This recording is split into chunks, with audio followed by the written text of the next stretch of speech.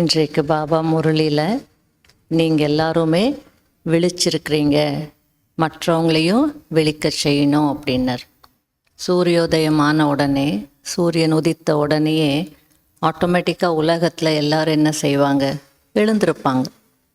அதுபோல் இப்போ நம்ம முன்னாடி யார் இருக்கிறார்? ஞான சூரியன் இருக்கிறார். அப்போ ஞான சூரியன் உதித்த உடனே நாம் விழிச்சிருக்கிறோம். அப்போ விழிச்சிருக்கிறது அப்படின்னா என்ன? நமக்கு இந்த ஆன்மீக பிறவி கிடைச்சிருக்குனாலே விழிப்புணர்வில் வாழ்வதற்கான வாழ்க்கை.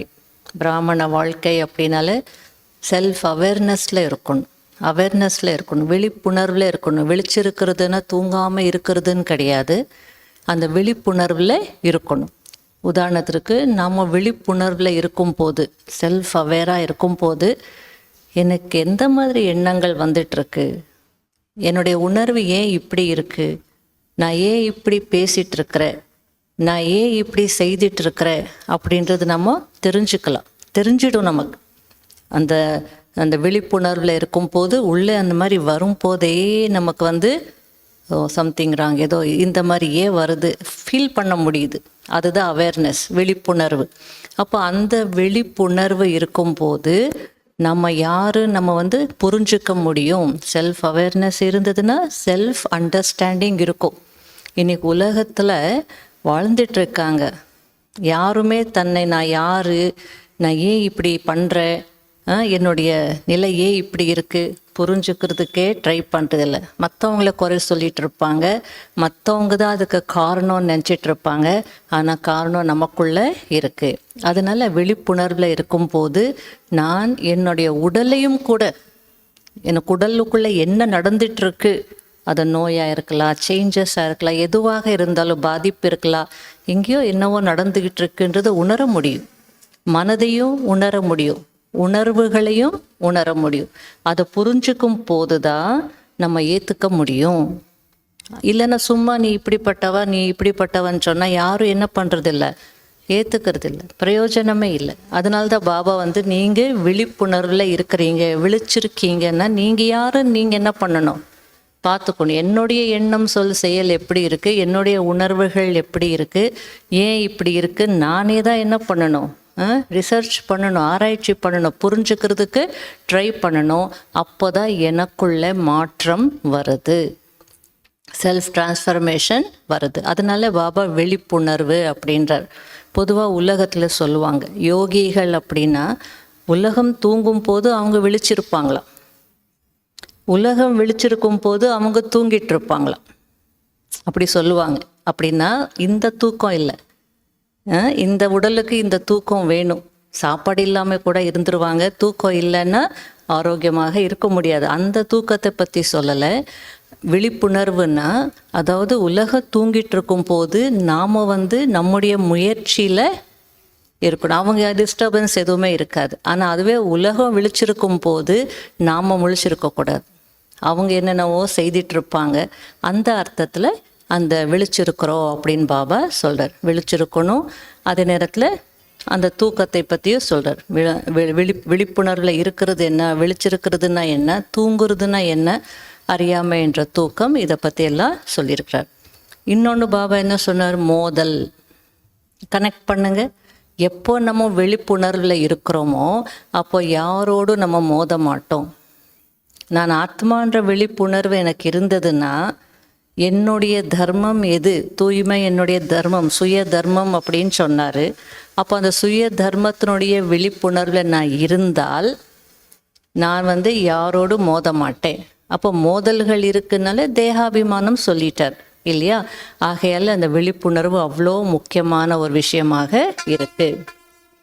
இன்னும் ஒரு வார்த்தை சொல்கிறேன், மாயா மயக்கம் அடைய வைத்து விடுகிறது. கனெக்ட் பண்ணுங்க. இல்லை, விழிப்புணர்வில் இல்லைன்னா என்ன அர்த்தம்? மாயாவினுடைய மயக்கத்தில் இருக்கிறோம். அப்போதான் நம்ம மூலமாக பாவ கர்மங்கள் நடக்குது. விழிப்புணர்வில் இருக்கும்போது யார் மூலமாக எந்த பாவ கர்மமும் நடக்காது. அந்த விழிப்புணர்வு இல்லாத நேரத்தில் மாயா நம்மளை என்ன பண்ணிடுறது, மயக்க வச்சிடுறது. அந்த மயக்கத்தில், மாயாவினுடைய மயக்கத்தில் தேக உணர்வில் தவறான கர்மங்கள் செய்திடுவோம், பாவ கர்மங்கள் செய்திடுவோம். அதனால் ஃபுல் டே செக் பண்ணுங்கள். நான் வந்து விழிப்புணர்வில் இருக்கிறேனா மயக்கத்தில் இருக்கிறேனா? யோகிகள் அப்படின்னு சொல்லுவோம், ஆனால் விழிப்புணர்வு இருக்கிறதில்ல. அதனால் செக் பண்ணிக்கோங்க. ஏன்னா அந்த பக்தியில் யோகிகள் பற்றி என்ன சொல்லியிருக்காங்கன்னா, அவங்களுடைய ஆறா எவ்வளோ வந்து பியூராக இருக்கும் அப்படின்னா, தூக்கத்தில் கூட ஏதாவது ஒரு நெகட்டிவ் வந்துடுச்சுன்னா அவங்க அங்கேயே ரிஜெக்ட் பண்ணுவாங்களாம். தூக்கத்தில் கூட அந்த அளவுக்கு தூக்கத்துலேயும் அவங்க விழிப்புணர்வில் இருப்பாங்க. முழிச்சிட்டு இல்லை, ஆனால் அந்த எண்ணங்கள் மீது அவ்வளோ அவங்களுக்கு என்ன இருக்குது, ஒரு அந்த சூக்ஷ்மத்தை அவங்களால வந்து உணர முடியுது. அங்கேயே ரிஜெக்ட் பண்ணுவாங்க. அதனால் அந்த அளவுக்கு நம்ம விழிப்புணர்வில் இருக்கணும். அப்போ தான் நம்ம வந்து காப்பாற்றிக்க முடியும், பாவக்கர்மங்கள் செய்யாமல் இருக்க முடியும். இல்லைன்னா மோதும் போது சில பேர் வந்து மோதுறாங்க அப்படின்னு சொன்னால் அது வந்து தெரியுது. எப்படி தெரியுது? இவங்க என்கிட்ட மோதுறாங்கன்றது எப்படி தெரியுது? பேச்சு தான் இல்லை. இவங்க என்கிட்ட மோதுறாங்கன்னா அவங்க பேச்சு அப்படி இருக்கும், அந்த வார்த்தைகள் அப்படி இருக்கு. அவ பேச்சுன்னு சொல்லுவாங்களே, பேசக்கூடாத அந்த வார்த்தைகள், தவறான வார்த்தைகள் வரும்போது அது வந்து என்னது, மோதல் அப்படின்னு சொல்லுவோம். பாபா வந்து நம்ம யாரோடு மோதக்கூடாது அப்படின்னா சில பேர் இப்படி வந்து வெளிப்படுத்துகிறாங்க. பாடி லாங்குவேஜ் மூலமாக கூட என்ன பண்ணுவாங்க, வெளிப்படுத்துவாங்க. நீ சொல்லிக்கிட்டே இருந்து அவங்க திரும்பி பார்க்காம போயிட்டே இருப்பாங்க. அப்படின்னா அதை நான் கேர் பண்ணல, அந்த மாதிரி பாடி லாங்குவேஜில் எக்ஸ்ப்ரெஸ் பண்ணுவாங்க, வார்த்தைகளில் எக்ஸ்ப்ரெஸ் பண்ணுவாங்க. இன்னும் ஒரு விதமான ஒரு மோதல் இருக்குது, பேசிவ் அக்ரெசிவ் அப்படின்னு சொல்லுவாங்க. டைரெக்டாக மோத மாட்டாங்க,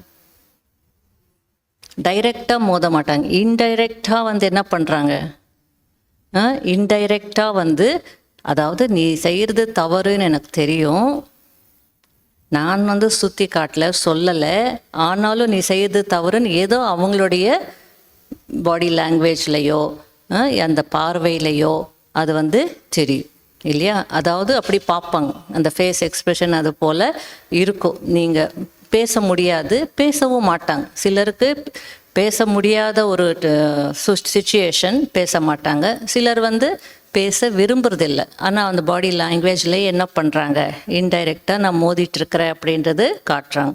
அப்போ டைரெக்டாக மோதினாலும் சரி, இன்டைரக்டாக மோதினாலும் சரி, மோதல் தான் இல்லையா? அதனால ஆத்ம உணர்வில் இருந்தீங்க, இல்லை பாபாவோட கம்பைண்டாக இருந்தீங்க, இல்லை உங்களுடைய தூய்மை என்ற சுய தர்மத்தில் இருந்தீங்கன்னா இந்த மோதல்கள் இருக்காது.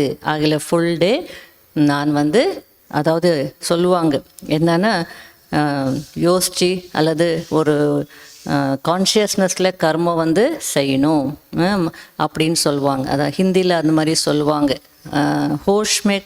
ஹோஷில் இருக்கியா, தமிழ் என்ன சொல்வீங்கன்னு தெரில. ஏதோ பேசிக்கிட்டே இருந்தாங்கன்னா ஹிந்தியில் சொல்லுவாங்க, உனக்கு ஹோஷ் இருக்கா அப்படின்வாங்க. ஹோஷ் இருக்கான்னா நீ என்ன பேசுகிறேன்னு உனக்கு தெரியுதா? அதுக்கு என்ன சொல்வீங்க? புத்தி இல்லை, ஹோஷன்னுவாங்க. நீ அதாவது அந்த என்ன நீ சொல்லிகிட்ருக்கிறேன்ற அந்த இது இருக்கா உனக்கு? சுய நினைவு இருக்கா? சுய நினைவு, சுய உணர்வில் பேசுகிறியா அப்படின்னு சொல்லுவாங்க. அதுபோல் இன்றைக்கு ஃபுல் டே சுய உணர்வில் இருந்து, சுய நினைவில் இருந்து பேசுகிறதுக்கு முயற்சி பண்ணணும். பேசுகிறது சரி, பார்க்குறது சரி. நீ யோசிச்சு பேசுறியா? இல்லை, நீ என்ன பேசிகிட்ருக்கேன்னு உனக்கு தெரியுமா? நீ என்ன பேசிகிட்ருக்க, சுய நினைப்பில் இருந்து, சுய நிலையில் இருந்து பேசுகிறியா? ஸோ ஏதோ ஹைஜாக், ஏதோ வேறு ஒரு இதில், வேறு சிந்தனையில், வேறு ஒருத்தருடைய பிரபாவத்தில் வந்து என்ன பண்ணிகிட்ருப்பாங்க, பேசிகிட்ருப்பாங்க. கேள்விப்பட்ட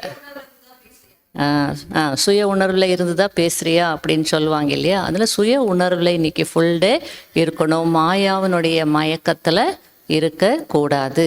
அந்த ஒரு விழிப்புணர்வு நமக்கு இருக்கணும். அடுத்தது பாபா கிரகச்சாரத்தை பற்றி சொன்னாங்க. கிரகச்சாரம் பிடிச்சிடுறது அப்படின்னு சொன்னாங்க. அப்போ வந்து சம்ஸ்கிருதத்தில் அந்த கிரகச்சாரம் அப்படின்றத, கிரகம் அப்படின்ற வார்த்தைக்கு 2 அர்த்தங்கள் இருக்குது. ஒன்று கிரகம் அப்படின்னா பிளானட்ஸ், ஆகாயத்தில் இருக்கக்கூடிய கிரகங்கள். இன்னொரு கிரகம் அப்படின்னா நம்ம மனதிற்குள்ளே பதிய வச்சிருக்கக்கூடிய அல்லது ஹோல்டு பண்ணிட்டு இருக்கக்கூடிய விஷயங்கள். அதை வார்த்தையிலிருந்து கிரகிக்கிறது அப்படின்னு சொல்லுவாங்க. அந்த உள்ள வந்து கிரகிக்கக்கூடிய சக்தின்னு சொல்லுவோம், உள்வாங்கிக்கக்கூடிய சக்தின்னுவோம். என்னென்ன உள்வாங்கி வச்சிருக்கிறோமோ மனதிற்குள்ளே, நல்லது வச்சுருந்தா பரவாயில்ல, என்னென்ன கெட்ட விஷயங்கள் பார்த்து மற்றது கேட்டு இன்னும் நடந்த விஷயங்கள் எல்லாம் என்னென்ன உள்ளே வச்சிருக்கிறோமோ அதுவும் என்னது, கிரகச்சாரம் தான். ஒன்று வெளியில் இருக்கக்கூடிய கிரகம், இன்னொன்று மனதிற்குள்ளே இருக்கக்கூடிய கிரகம் இல்லையா. இப்போது 3ஆம் தேதி சந்திர கிரகணம் வரப்போகுது இல்லையா. அந்த காலத்தில் என்ன சொல்லுவாங்க, கிரகணத்தை பார்க்கக்கூடாதுன்னுவாங்க. பார்த்தா நமக்கும் அதை எஃபெக்ட் அந்த ரேஸ் எல்லாம் ரொம்ப அதை டாக்ஸிசிட்டி அதிகமாக இருக்கும், நச்சு பொருள் இருக்கும், அதை பார்த்தா நமக்கு பாதிப்பு வரும் அப்படின்னு இப்போ எல்லாம் பார்க்குறாங்க, எல்லாம் செய்கிறாங்க. ஆனால் பாபா என்ன சொன்னார் சில நாட்கள் முன்னாடி முரளியில், யாருடைய கெட்ட விஷயத்தை பார்க்குறீங்க, அவகுணத்தை பார்க்குறீங்கன்னா அது கிரகணம். அது நமக்கும் என்ன ஆயிடுது, அந்த கிரகணத்தை பார்த்தா நமக்கும் பிடிச்சிடுறது. இப்போ அதெல்லாம் கனெக்ஷன் இருக்குது. அப்போ அந்த கிரகணம் யாரை பாதிக்குது, எல்லாரையும் பாதிக்காது. கிரகங்கள் ஆக்சுவலி நமக்கு ஒன்றும் செய்யலை, நம்ம மனசுக்குள்ளே என்ன கிரகிச்சு வச்சிருக்கிறோமோ அது அட்ராக்ட் பண்ணுது. எனக்குள்ள நெகட்டிவிட்டி இருக்குது அப்படின்னா அன்றைக்கி அந்த கிரகங்கள் எதை அட்ராக்ட் பண்ணுவேன், நான் எனக்குள்ள நெகட்டிவிட்டி இருக்குன்னா நான் எதை அட்ராக்ட் பண்ணுவேன், ராகு கேத்துவை அட்ராக்ட் பண்ணுவேன் இல்லையா. இல்லை நான் எனக்குள்ள ஆன்மீக தன்மை இருக்குது, நல்ல விஷயங்கள் இருக்குன்னா நான் எதை அட்ராக்ட் பண்ணுவேன், சுக்கிரன் குரு அந்த திசைகளை நான் கிரகங்களை அட்ராக்ட் பண்ணுவேன். ஆகையால் தான் பாபா மௌனத்தில் இருங்க. உலகத்துலேயும் சொல்லுவாங்க இல்லையா, பௌர்ணமி அமாவாசை அப்படின்னா என்ன சொல்லுவாங்க, பைத்தியம், நெகட்டிவ் பைத்தியம் எல்லாமே என்ன ஆகுது, நோய் ரொம்ப சீரியஸாக இருந்தானா இந்த அமாவாசை கழிஞ்சிடுச்சின்னா போதும், ஏன்னா அது அதிகமாகும், கடல் அலைகள் கூட அதிகமாகும். ஏன் அப்படின்னா நம்முடைய எமோஷ்னல் பாடி அந்த நேரத்தில் ஆறா ஓப்பன் ஆகிடுது. அதனால தான் கவனமாக இருக்கணும். அந்த கிரகணம் நேரத்தில் கத்தி தொடக்கூடாது, அல்லது பேசக்கூடாது, விவாதம் பண்ணக்கூடாது அப்படிலாம் சொல்லுவாங்க. நெகட்டிவ் திங்கிங், விவாதிக்கக்கூடாது, ஆர்கியூ பண்ணக்கூடாது, எதுவும் மோதக்கூடாது அப்படின்னு சொல்லுவாங்க. அதனால நம்ம கவனமாக இருக்கணும். அதுக்கும் விழிப்புணர்வு தான். அப்போ நம்ம எமோஷ்னல் ஓப்பனாக இருக்கிறதுனால மற்றதெல்லாம் உள்ள இது நம்ம கையில் இல்லை, தானாக அந்த இயற்கையினுடைய விதி அது அந்த நேரத்தில் ஓப்பன் ஆகுது. அதனால்தான் தந்திரம் மந்திரம் செய்கிறவங்க எல்லாம் அந்த நாட்களில் தான் செய்வாங்க, ஏன்னா அவங்க வேலை ஈஸியாக முடியும். அதனால நம்ம அந்த ஹோல்டு பண்ணியிருக்கக்கூடாது. நமக்குள்ள உணர்வுகள், கடந்த காலம், கடந்த நிகழ்ச்சிகள், என்ன நடந்து முடிஞ்சிருக்கோ அதெல்லாம் மனசில் வச்சுருந்தோன்னா அது என்ன ஆகும், அக்ரிவேட் ஆகும். வெளியில் மற்ற விஷயங்கள் வர்றதுக்கு வாய்ப்பு இருக்குது. ஆகையில தான் அந்த நேரத்தில் என்ன செய்வாங்க, சாத்வீகமான உணவு சாப்பிடுங்க, வெளியில் போகாதீங்க, இல்லை சாமி கும்பிடுங்க அப்படிலாம் சொல்லுவாங்க இல்லையா.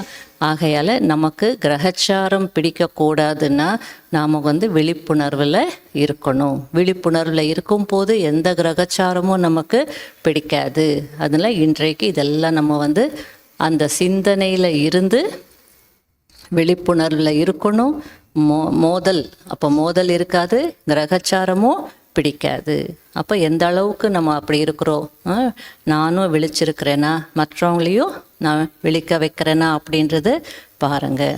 ஸ்தூல விஷயங்கள் அங்கே சொல்லுவாங்க, ஆனால் நமக்கு பாபா சூக்ஷ்ம விஷயங்கள் சொல்கிறார். அந்த சூக்ஷ்ம விஷயங்களுடைய ஆழத்தில் போகணும். ஓம் சாந்தி.